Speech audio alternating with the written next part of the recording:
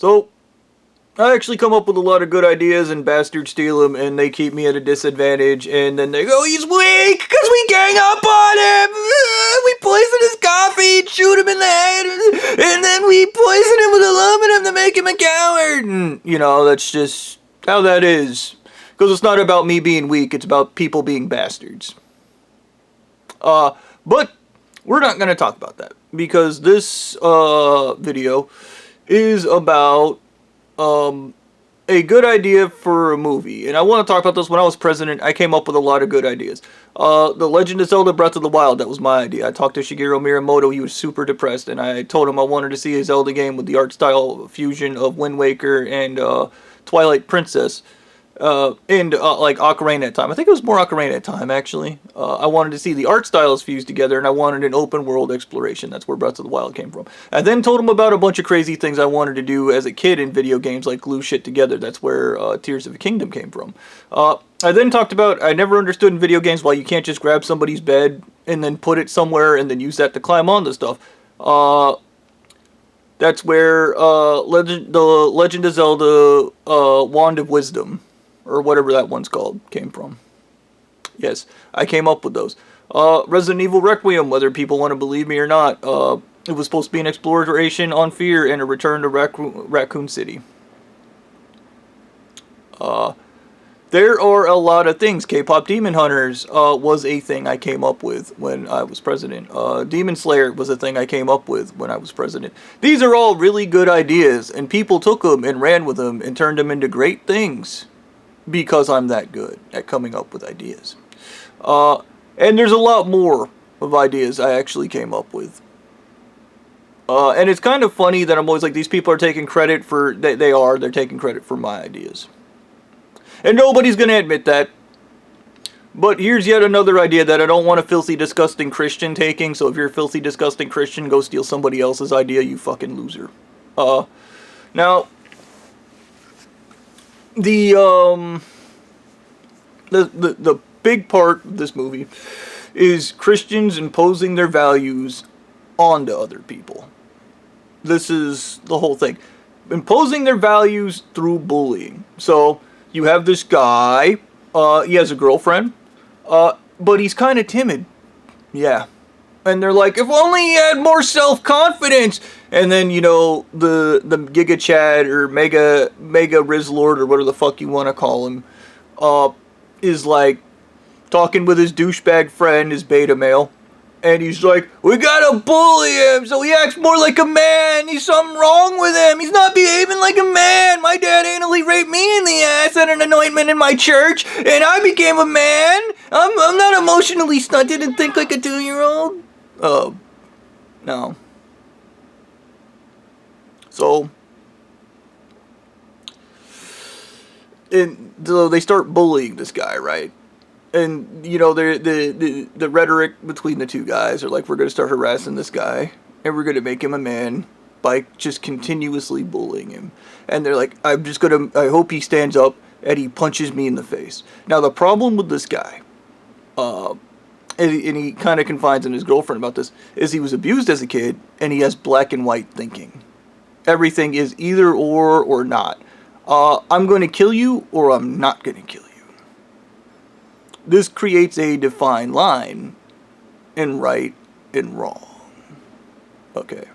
So this man has a strong sense of right and wrong. This is called black and white thinking. And it is a key part of this guy's character. So these guys start bullying him, being like, we got to get him to stand up for himself. Now, they have no business imposing their stupid fucking morals and values onto this guy, and then they're both like, oh, he'll never be a leader unless he learns how to do this thing that my stupid fucking church taught me to do, which is be a violent, stupid person, because that is our only skill.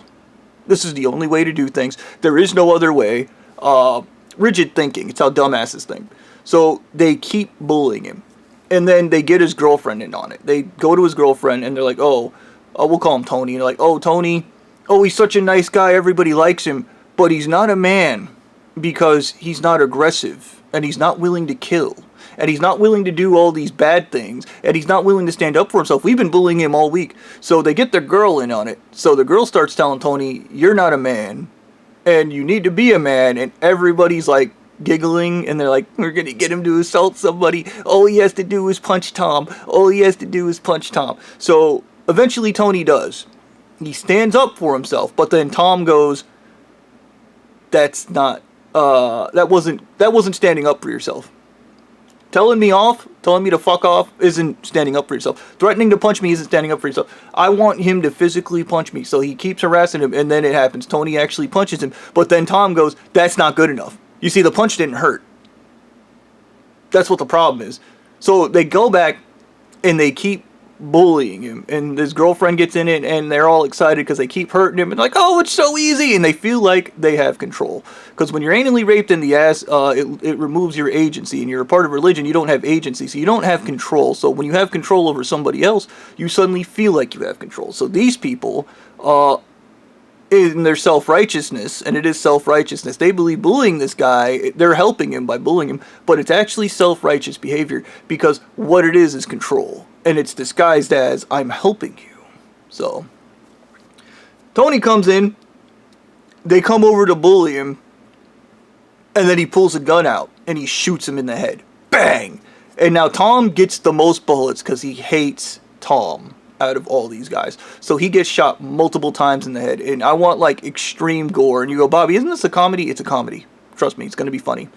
So his head explodes multiple times. His entire upper body is completely removed. It's a thing with when people hate people, defacing them and removing their face and mutilating them is the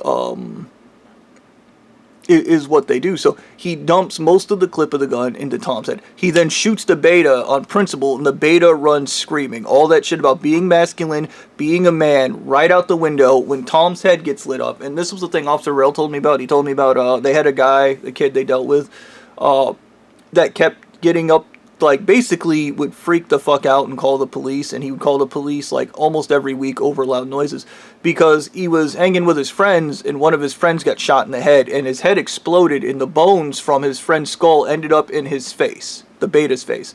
So, the beta gets Tom's bones hit into his face, like parts of Tom's skull are lodged in his face. He starts screaming like a bitch, goes to run, and then gets lit the fuck up. Bang, bang, bang, bang. And this is a school shooting. This is a school shooting scenario brought on by Christian values. This is Tony standing up for himself, and this is what it looks like.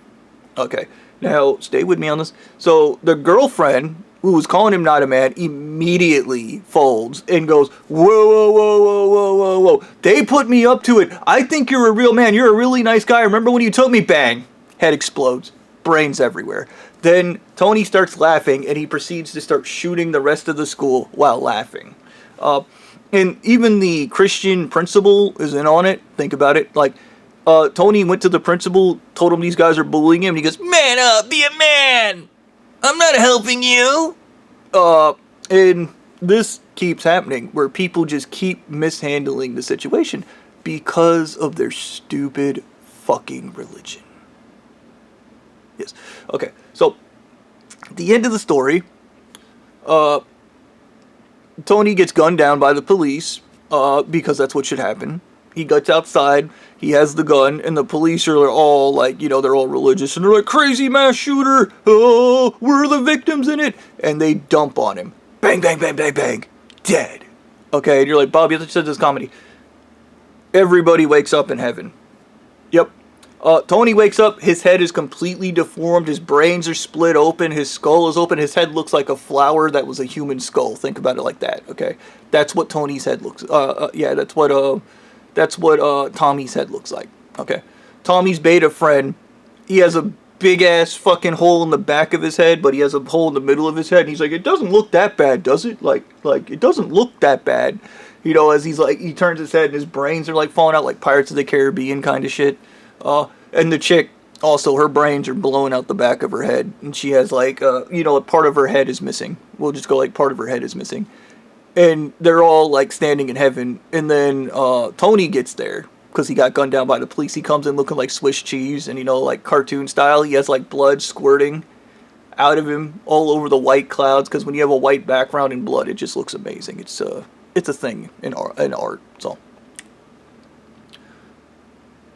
Tony, speaks to Jesus.